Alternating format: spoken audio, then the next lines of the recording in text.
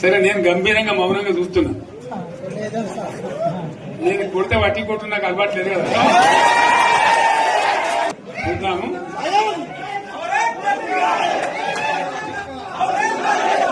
రోజులు కానీ అన్నట్టుగా నేను చూస్తా ఉన్నా. కానీ మనోళ్ళందరూ కూడా ప్రతిపాదిస్తుంది ఏంటంటే, ఒక సంవత్సరం జరిగిపోయింది, సంగమేశ్వర ఆన్నే పన్నది, బసవేశ్వర ఆన్నే పన్నది, పాలమూరు ఉత్పత్తుల పథకం ఆన్నే పన్నది, కాళేశ్వరం అట్లే ఎండబెడుతున్నారు.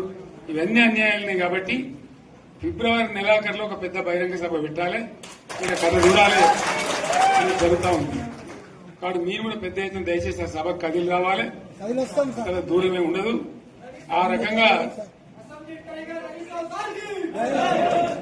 తెలంగాణ శక్తి ఏందో మరొకసారి చూపించి వీళ్ళ మెడలు వంచి ఇప్పుడు సాధించాలి. భవిష్యత్ కోసం కూడా కొట్టాడకు మనం సిద్ధంగా ఉండాలని తెలియజేసుకుంటూ, పరమేశ్వర్ గారికి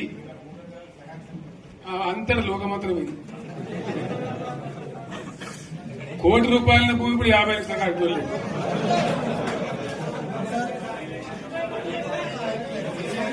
ఈ ఒక్కని బాధ ఒక ఆయన వచ్చింది, మన ఒక ఆయన ఒక 10 మంది వచ్చారు హైదరాబాద్కి. అందులోకి 2 ముస్లిం సోదరులు వచ్చారు.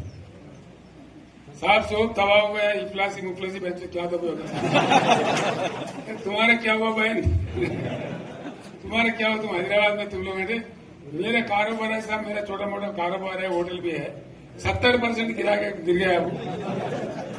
हर कोई पूछ रहे, हर कोई केसीआर को याद कर रहे सामान వాళ్ళు మాట్లాడుతున్నారు. ఎక్కడ ప్రతి ఒక్కరు భూముల ధరలు పోయినాయి, మందు పోయినాయి, మసాలా అన్ని పోయినాయి. ఎంత మంచిగా 4 ఎకరాల రైతు నేను 4 కోట్ల ఆసామి అనుకుంటుండే. అంత ధీమా ఉంది, ఎంత బాగుంటే. హైదరాబాద్ నుంచి అడిగితే కూడా వచ్చి మనం ఇయ్యకపోదాం భూములు, డిమాండ్ పెరగానే. అంత బ్రహ్మాండంగా మారుమూల ప్రాంతంలో కూడా 40 లక్షలు 50 లక్షలు ఎకరానికి ఉండే. అటువంటిది సగానికి సగం పడిపోయి మొత్తం నాశనం చేశాం. వీళ్ళు ఇట్లే వదిలిపెడితే ఇంకింత నాశనం అవుతుంది. కాబట్టి మనం కొట్లాడాల్సిందే. నేను ఇంకొక మాట మీకు చెప్తా. ఎలక్షన్లలో నేను మస్తుగా చూస్తే 50 ఇళ్లలో పార్టీలు గెలితే ఓడితాయి. ఇంత మాయలు ఏడాది లోపలనే కాంగ్రెస్ పార్టీ దొరికితే కొడతాం రానంత గొప్పగా.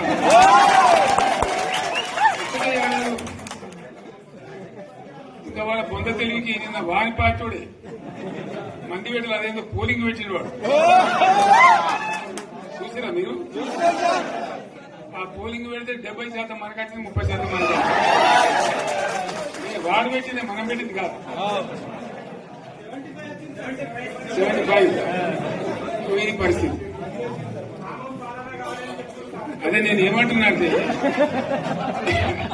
ఫామ్ హౌస్ అంటే ఏముంటది, వారి ఉంటది, మాకు ఉంటది, అలా ఉంటది.